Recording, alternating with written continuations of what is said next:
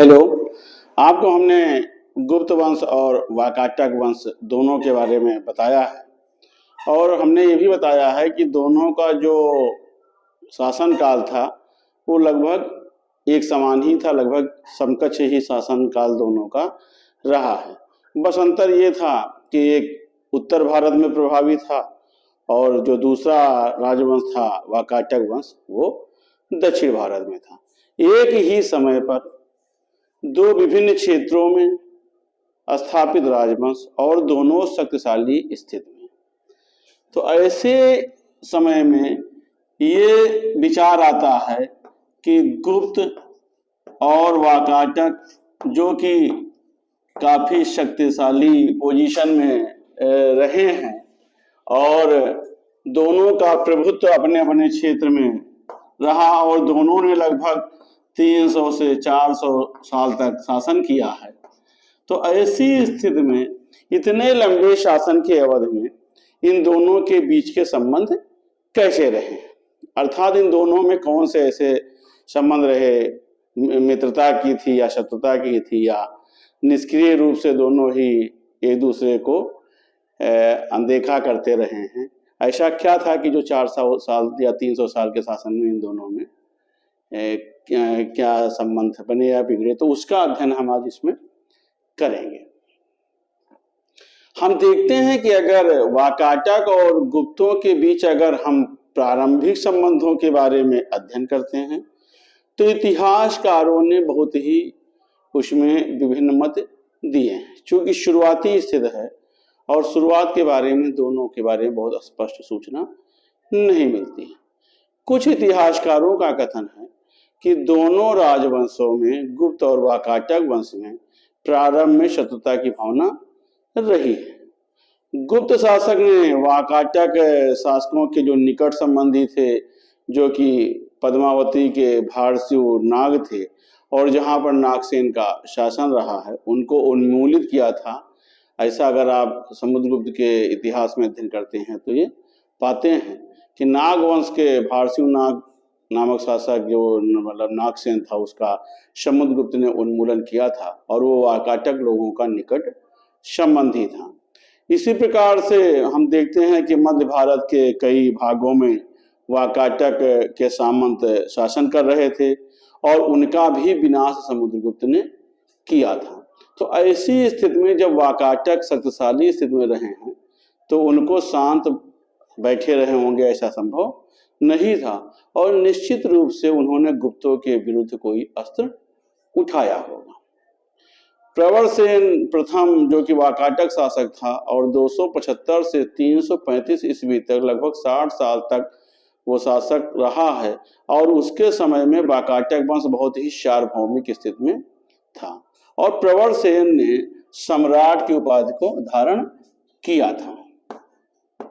प्रवरसेन जो वाकाटक शासक था और 60 साल तक शासक रहा है, इसने सम्राट की उपाधि को धारण किया था। सम्राट की उपाधि को धारण किया था तो निश्चित रूप से वो शक्तिशाली स्थिति में रहा होगा।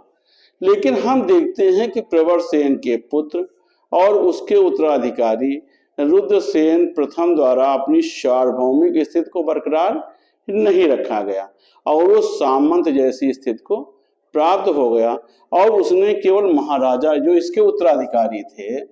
उन्होंने केवल महाराजा की उपाधि धारण किया, अर्थात उन्होंने अपने को केवल महाराज लिखा है, जो कि रुद्रसेन था, रुद्रसेन प्रथम। तो ये है कि एक सम्राट था और एक उसका उत्तराधिकारी महाराज की उपाधि को धारण करता है तो सामंत की स्थिति में आ जाता है, तो निश्चित रूप से कोई ना कोई ऐसी बात रही होगी जिससे वो सामंत की स्थिति को प्राप्त होता है। लेकिन अगर हम इधर गुप्तों की तरफ चलते हैं तो जो इनका पहला शासक था चंद्रगुप्त प्रथम, वो भी सामंत जैसी ही स्थिति में रहा है। चंद्रगुप्त प्रथम जो कि इनका सबसे पहला शासक था, वो भी एक सामंत की स्थिति में रहा है, अर्थात वो पहला सम्राट नहीं था। इसके बाद के लोगों ने अपने को महाराजाधिराज परम भागवत आदि अपने को लिखा है। तो हम दोनों की अगर स्थितियों का अवलोकन करते हैं तो हम ये समझते हैं कि जो गुप्त जो सामंत की स्थिति में रहे हैं, उत्तर भारत में अगर उनका उत्कर्ष हुआ तो निश्चित रूप से उसकी कीमत वाकाटक वंश को चुकानी पड़ी होगी। अर्थात एक आगे तभी बढ़ा होगा जब दूसरा नीचे गया होगा। वाकाटक लोगों की ही मूल्य पर गुप्तों का जो है उत्कर्ष हुआ होगा। चंद्रगुप्त ने वाकाटक लोगों को परास्त किया होगा और उनके ऊपर अपनी राजनीतिक सत्ता स्थापित किया होगा, तभी वो गुप्त जो वंश था वो सुदृढ़ स्थिति में पहुंचा था। कौमुदी महोत्सव जो पुस्तक है उसके द्वारा ये बताया गया है कि समुद्रगुप्त ने वाकाटक लोगों के ऊपर अपने शक्ति को सिद्ध किया था और समुद्रगुप्त ने उन्हें परास्त किया था, जिसके कारण वाकाटक शासक सामंत की स्थिति को प्राप्त हुए थे। समुद्रगुप्त के पूर्व वाकाटक लोग ने अपनी जो सत्ता थी वो गुप्तों के ऊपर नियंत्रित रखी थी, अर्थात गुप्त उनके नीचे थे। प्रवरसेन प्रथम ने पाटलिपुत्र पर आक्रमण करके चंद्रसेन को पराजित किया था। उस चंद्रसेन को जिसे कि समुद्रगुप्त का मतलब पूर्वज माना जाता है, और चूंकि समुद्रगुप्त ने अपने गुप्त वंश का पुनरुद्धार किया था तो समुद्रगुप्त ने निश्चित रूप से वाकाटक शासकों का उन्मूलन किया होगा, ऐसा विचार आता है। प्रयाग प्रशस्त में ये आया है कि उन्होंने रुद्रदेव को पराजित किया था और उस रुद्रदेव को इन्होंने वाकाटक शासक रुद्रसेन माना है, लेकिन ऐसा सिद्ध नहीं हो पाया है, क्योंकि जो रुद्रदेव जो पराजित हुआ था वो कौशाम्बी का शासक था और एक छोटा शासक था। ये जरूर माना गया है कि समुद्रगुप्त के समय जो वाकाटक थे उनके पूर्वज जो थे वाकाटक के सामंत रहे होंगे, लेकिन समुद्रगुप्त ने अपनी सत्ता का विस्तार जरूर किया होगा और वाकाटक लोगों के सामंतों को भी परास्त किया होगा, लेकिन दोनों राजवंशों के बीच में ये युद्ध हुआ हो इसका कोई साक्ष्य नहीं मिलता है। अर्थात गुप्तों ने अपने साम्राज्य का विस्तार तो जरूर किया, लेकिन कहीं न कहीं वाकाटक लोगों से सीधे भिड़ंत में उन्होंने दूरी बनाई रखी या सीधे भिड़ंत से वो दूर रहे। तो वाकाटक और गुप्तों के बीच जो प्रारंभिक स्थिति है उसका बहुत साक्ष्य नहीं मिलता है संघर्ष का। बस ये माना जाता है कि गुप्तों ने अपने उत्कर्ष में वाकाटक वंश के कुछ सामंतों को अवश्य परास्त किया होगा। लेकिन अगर हम ये कह दें कि चंद्रगुप्त प्रथम ने प्रवरसेन प्रथम के उत्तराधिकारी रुद्रसेन को परास्त किया और सामंत की स्थिति को ग्रहण किया, क्योंकि उसने महाराजा लिखा जबकि उसके पहले के पूर्वज सम्राट लिखते थे, तो दक्षिण भारत में हम पाते हैं कि अनेक ऐसे स्वतंत्र शासक रहे हैं जिन्होंने जरूरी नहीं है कि अपने को सम्राट लिखा ही हो, कुछ लोगों ने अपने को महाराज भी लिखा है। जैसे कि अगर दक्षिण में हम देखते हैं तो जो प्रसिद्ध चालुक्य शासक था पुलकेशिन द्वितीय, उसने भी अपने को महाराज लिखा था जबकि वो सम्राट जैसी स्थिति में था। तो केवल एक उपाधि मात्र से हम उनके जो है उन्मूलन की बात पर जाते हैं तो ये सही सिद्ध नहीं होती है। उत्तर भारत में ही गुप्तों में कुछ शासकों ने अपने को महाराज और महाराजाधिराज लिखा है, लेकिन इसका मतलब नहीं है कि वो सामंत की स्थिति में आ गए थे। और महाराजा की उपाधि प्रवरसेन के उत्तराधिकारी द्वारा अगर धारण किया है तो वो कोई जरूर राजनीतिक और धार्मिक कारण रहे होंगे। निश्चित रूप से कोई राजनीतिक और धार्मिक कारण था जिससे वो प्रवरसेन के उत्तराधिकारियों ने सम्राट के उपाधि को हटा करके अपने को महाराजा लिखा होगा। और हम ये भी पाते हैं कि अगर इनके द्वारा महाराजा अपने को लिखा गया है तो उसका जो सबसे बड़ा कारण था कि हमने आपको बताया कि प्रवरसेन प्रथम के शासन काल में ही उसके 4 पुत्रों द्वारा अपने राज्य को बांट लिया जाता था, और प्रवरसेन के एक विशाल राज्य को जब 4 पुत्रों में बांटा गया होगा तो निश्चित रूप से वो लोग कमजोर स्थिति में आए होंगे। तो इस कारण उन्होंने सम्राट की उपाधि को खो दिया होगा और महाराजा की उपाधि को धारण किया होगा। धार्मिक दृष्टि से अगर हम देखते हैं तो सम्राट अपने नाम के आगे वही लिख सकता है जिसने वाजपेय यज्ञ किया हो। चूंकि प्रवरसेन प्रथम के द्वारा 4 अश्वमेध यज्ञ और वाजपेय यज्ञ किया गया था, तो इसलिए इनके द्वारा सम्राट की उपाधि धारण किया गया था और इनके उत्तराधिकारियों द्वारा ये वाजपेय यज्ञ नहीं किया गया था, इसलिए इन्होंने महाराजा उपाधि को धारण किया होगा। इस आधार पर कि महाराजा उपाधि को धारण किया तो ये सामंत रहे हैं ऐसा प्रतीत नहीं होता है। तो ये भी एक कारण था कि हम केवल महाराजा और सम्राट से अगर तुलना करते हैं कि वो सम्राट थे, इनके उत्तराधिकारी महाराजा थे, तो वो सामंत की गति को प्राप्त होंगे ऐसा नहीं है। वाजपेयी यज्ञ ना करना भी एक कारण हो सकता है, क्योंकि वाजपेयी यज्ञ करने वाला ही सम्राट को लिख सकता था। दूसरा, समुद्रगुप्त द्वारा जो कहा गया कि उन्होंने रुद्रदेव नामक एक शासक को उन्मूलित किया था, वो रुद्रसेन नहीं है, ये पहले से स्पष्ट है, क्योंकि रुद्रसेन दक्षिणापथ का शासक था, जबकि रुद्रदेव को जब समुद्रगुप्त ने परास्त किया था तो आर्यावर्त के उत्तरी अभियान ने परास्त किया था और रुद्रदेव उत्तर भारत का शासक था। और निश्चित रूप से अगर समुद्रगुप्त ने वाकाटक वंश के शक्तिशाली शासक रुद्रसेन को अगर परास्त किया होता तो प्रयाग प्रशस्त में उसका उल्लेख वो बड़े गर्व के साथ करता। तो प्रयाग प्रशस्त में पराजित राजा रुद्रदेव को रुद्रसेन भी नहीं माना जा सकता है। इसी प्रकार से इतिहासकारों ने कहा कि समुद्रगुप्त का जो व्याघ्र हनन प्रकार का जो सिक्का है, जिसमें उसे राजा दिखाया गया है, चूंकि वाकाटक शासकों का एक सामंत व्याघराज था, तो व्याघराज को पराजित करके उसने वाकाटक सत्ता को क्षति पहुंचाई थी और व्याघ्र हनन सिक्के इसी के कारण उसके द्वारा धारण किए गए थे। लेकिन यह कारण तर्कसंगत इसलिए नहीं लगता है क्योंकि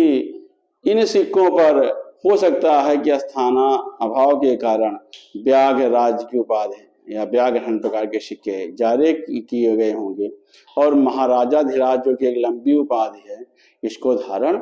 इसमें जगह न रही होगी, इस कारण इसको नहीं लिखा गया है। प्रयाग प्रशस्त में व्याघराज का जो समीकरण है वाकाटक शासक के सामंत व्याघदेव से अगर स्थापित किया जाता है तो ये सही सिद्ध नहीं होता है, क्योंकि व्याघराज विंध्य पर्वत के दक्षिण भाग का शासक था, जबकि जिस व्याघदेव को परास्त किया था वो बघेलखंड का शासक था। तो इससे यही माना जाता है कि व्याघदेव जो पराजित हुआ था वो भी बघेलखंड के ही पास का शासक था और वो वाकाटक शासकों का सामंत नहीं था। तो इस प्रकार से अगर हम देखते हैं तो स्पष्ट होता है कि समुद्रगुप्त के काल तक वाकाटक और गुप्त शासकों के बीच में किसी युद्ध या किसी मित्रता या किसी शत्रुता के स्पष्ट प्रमाण नहीं मिलते हैं और समुद्रगुप्त के शासन तक प्रयाग प्रशस्त में वाकाटक लोगों की कोई हानि हुई हो या वाकाटक लोगों को परास्त किया हो, इसका कोई साक्ष्य नहीं मिलता है। वाकाटक और समुद्रगुप्त के शासन तक हम देखते हैं कि जब समुद्रगुप्त ने दक्षिणापथ के अभियान को चलाया था और उसने कई राज्यों को जीता था, तो हमने देखा है कि वाकाटक शासकों के कुछ ऐसे अधीन राजा, सीमांत के राजा, जो अपने को रुद्रसेन के काल में स्वतंत्र घोषित कर दिए थे, उनको समुद्रगुप्त द्वारा पराजित किया गया था या उन्होंने समुद्रगुप्त की अधीनता को स्वीकार किया था। चूंकि उनका राज्य 4 भागों में बट गया था, तो प्रवरसेन के निर्बल उत्तराधिकारियों के समय ऐसे सामंत शासकों ने अपने को स्वतंत्र घोषित कर दिया था और समुद्रगुप्त चूंकि एक बहुत ही दूरदर्शी सम्राट था, इसलिए उसने केवल इन्हीं स्वतंत्र राजाओं को ही परास्त किया होगा और वाकाटक लोगों की शक्ति और उनकी महत्वपूर्ण स्थिति का उसे पूर्ण रूप से ज्यादा रहा होगा, इसलिए उसने ऐसे अभियान के समय वाकाटक शासकों को छेड़ने का जो है रिस्क नहीं उठाया होगा, उसने कोई संघर्ष मोल नहीं लिया होगा। जिस मार्ग से वो दक्षिण के अभियान पर गया उसी मार्ग से वो वापस आया,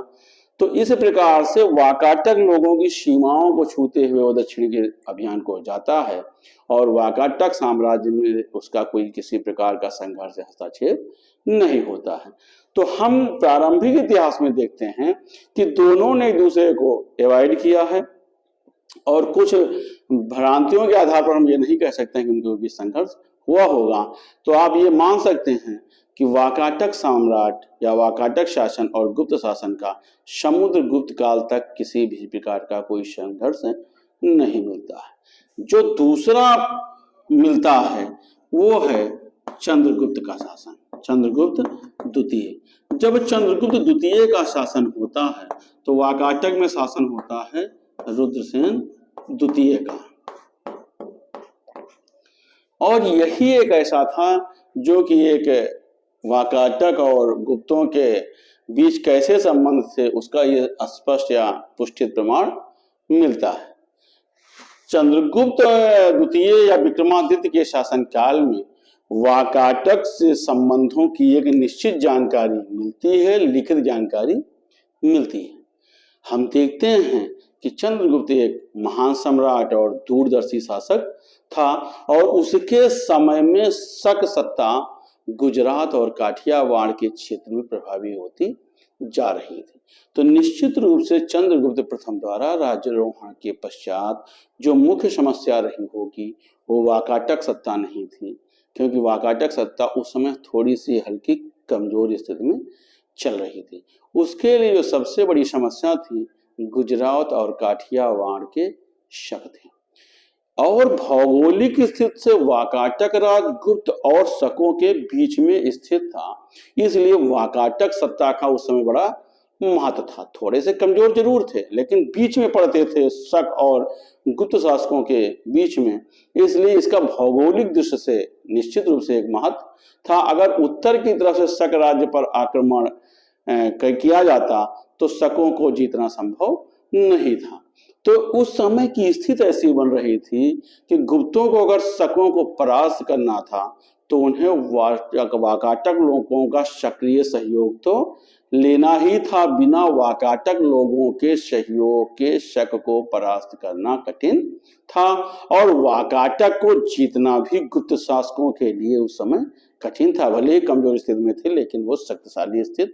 में अवश्य थे, और उस समय अगर गुप्त और वाकाटक लोगों में संघर्ष होता तो गुप्तों के उत्कर्ष को आप देख करके नहीं कह सकते थे कि गुप्त शासक ही विजयी होते। हो सकता है कि पड़ला युद्ध में वाकाटक लोगों का भारी पड़ता और गुप्त लोग शकों को परास्त करने के चक्कर में वाकाटक लोगों से परास्त हो जाते। इसी जगह पर चंद्रगुप्त ने बहुत ही सॉलिड जो है कूटनीति खेली, और उसने वाकाटक लोगों से कोई संघर्ष मोल ना लेकर के उनकी सहायता के लिए जो उसने काम किया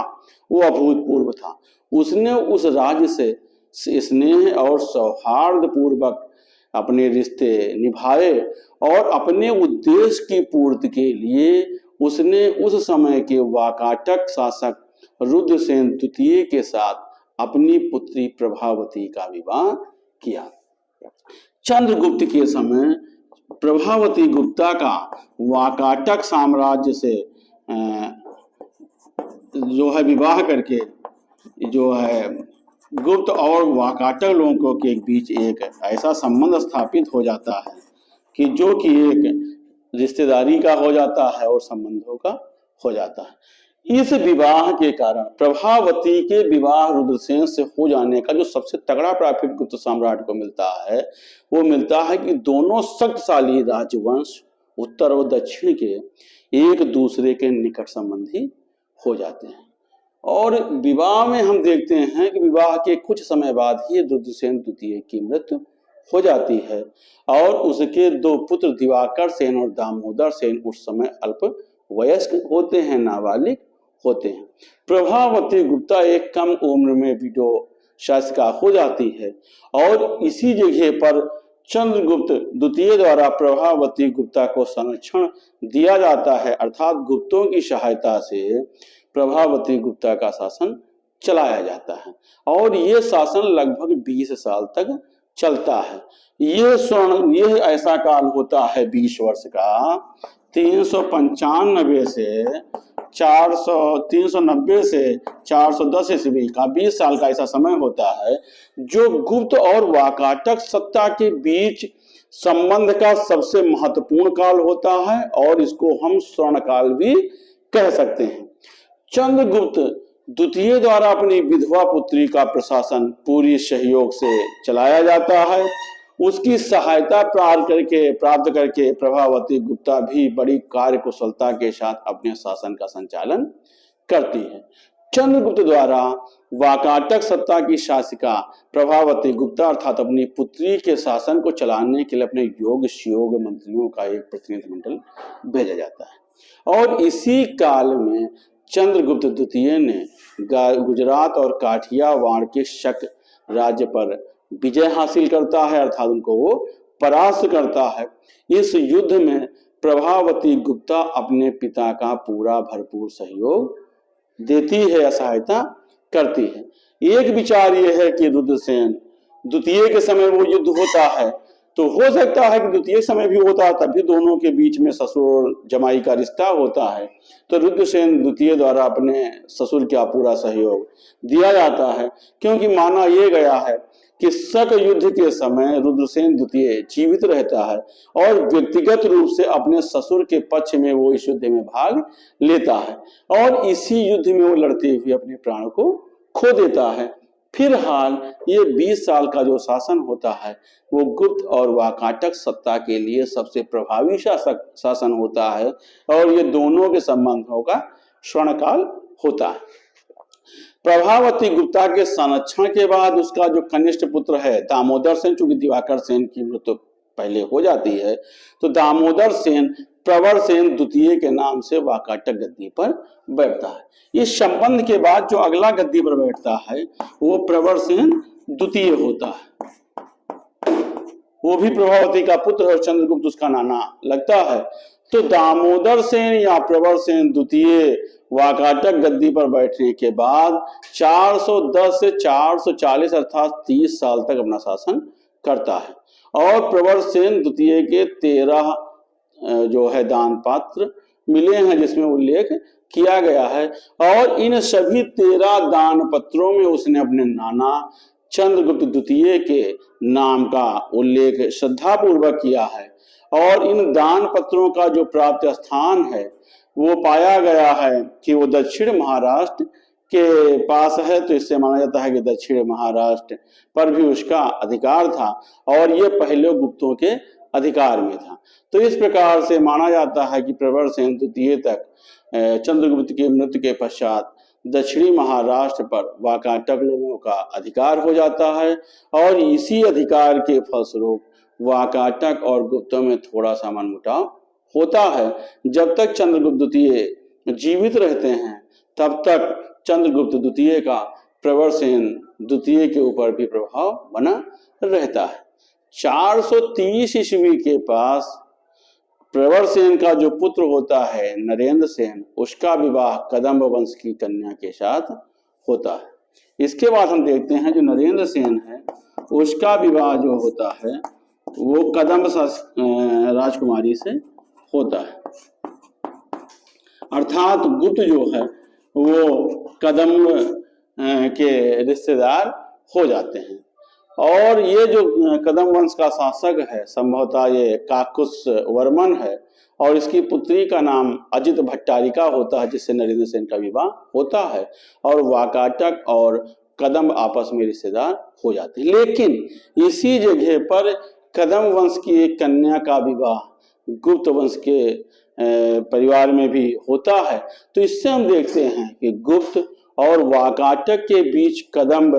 एक तीसरे रिश्तेदार के रूप में आ जाते हैं और इन तीनों के बीच में भी आपस में संबंध हो जाते हैं अर्थात तीनों में जो द्वेष भावना रहती है वो समाप्त हो जाता है और आपस में उनके बीच तीनों के बीच में रिश्तेदारी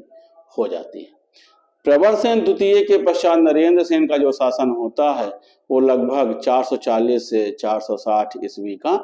होता है और ये जो शासन अवधि है वो कुमार गुप्त और स्कंदगुप्त दोनों के समकालीन है अर्थात कुमार गुप्त और स्कंदगुप्त के समकालीन नरेंद्र सेन का शासन होता है। इस शासनकाल में हम देखते हैं तो वाकाटक और गुप्तों के कुछ संबंध बिगड़ते हैं, क्योंकि नरेंद्र सेन एक महत्वाकांक्षी शासक होता है और नल वंश के शासक भवदत्त वर्मा को परास्त करता है, उनके उत्तराधिकारी को परास्त करता है और अपने वाकाटक सत्ता को प्रतिष्ठित करता है। इस समय गुप्त जो शासक होते हैं, कुमार गुप्त और स्कंद गुप्त के शासनकाल के आसपास के, वो पुष्य मित्रों के आक्रमण से संकट की स्थिति में गुजर रहे होते हैं और कुमार गुप्त के शासनकाल में उस समय कुछ अराजकता भी फैली रहती है। उसका नरेंद्र सेन द्वारा लाभ उठा करके मालवा, मेकल और कौशल के प्रदेशों पर अपना अधिकार कर लिया जाता है, लेकिन नरेंद्र सेन की ये जो आधिपत्य है वो बहुत दिनों तक अस्थायी नहीं रहता है, क्योंकि स्कंद गुप्त द्वारा अपनी स्थिति को सुदृढ़ करने के पश्चात इन प्रदेशों पर अपना पुनः अधिकार कर लिया जाता है और उसकी इस प्रकार की विजय से जो नरेंद्र सेन की महत्वाकांक्षा है वो धूमिल हो जाती है, समाप्त हो जाती है। नरेंद्र सेन का पुत्र इसके बाद पृथ्वी सेन जो शासक बनता है और 480 ईस्वी तक शासन करता है। उसके समय उसके या उसके उत्तराधिकारियों के समय वाकाटक और गुप्त सत्ता का कोई इतिहास नहीं मिलता है और हमको लगता है कि दोनों का शासनकाल उस समय ऐसा होता है जब दोनों राजवंश अपनी अपनी आंतरिक समस्याओं में उलझ जाते हैं और वो एक दूसरे के प्रति उदासीन हो जाते हैं, क्योंकि वो अपनी ही समस्या से पीड़ित होते हैं और क्रमशः दोनों राजवंशों की शक्ति का ह्रास हो जाता है। इस प्रकार से अगर हम वाकाटक सत्ता को 60 में देखते हैं तो चंद्रगुप्त द्वितीय, दामोदर सेन, रुद्रसेन द्वितीय और प्रभावती गुप्ता के समय तक वाकाटक के बीच में और गुप्तों के बीच में मृदु संबंध होते हैं। नरेंद्र सेन, कुमार गुप्त और स्कंद गुप्त के समय में कुछ संघर्ष के प्रमाण पाए जाते हैं और समुद्रगुप्त के शासन के संबंध में कोई प्रमाण नहीं पाए जाते हैं। तो इस हिसाब से हम देखते हैं कि वाकाटक सत्ता का लगभग जो चंद्रगुप्त के समय का शासनकाल होता है गुप्तों का, वो वाकाटक और गुप्तों के संबंध का स्वर्णकाल होता है और स्कंद गुप्त और कुमार गुप्त तथा नरेंद्र सेन के बीच जो शासनकाल का समय होता है वो कुछ संघर्ष का शासनकाल होता है। इसके बाद दोनों के जो उत्तरवर्ती उत्तराधिकारी होते हैं वो दोनों के ही राजनीतिक पतन का काल होता है, अर्थात दोनों ही राजवंशीय शक्तियों का ह्रास होने लगता है और धीरे धीरे एक समय के पश्चात दोनों ही राजवंश लगभग विलुप्त प्राय स्थिति में आ जाते हैं और इनका शासन अवधि या जो ह्रास काल है वो भी लगभग एक समान ही होता है। अभी इसमें हमने आपको जो ये पुस्तक बताया था कौमुदी महोत्सव, कौमुदी महोत्सव प्राचीन भारत में मनाया जाने वाला एक उत्सव था और कौमुदी का अर्थ होता है कार्तिक पूर्णिमा। तो कार्तिक पूर्णिमा के दिन ये त्योहार मनाया जाता है। कौमुदी महोत्सव जो है वो एक नाटिका है और ये जो है विजिका या विजय भट्टारिका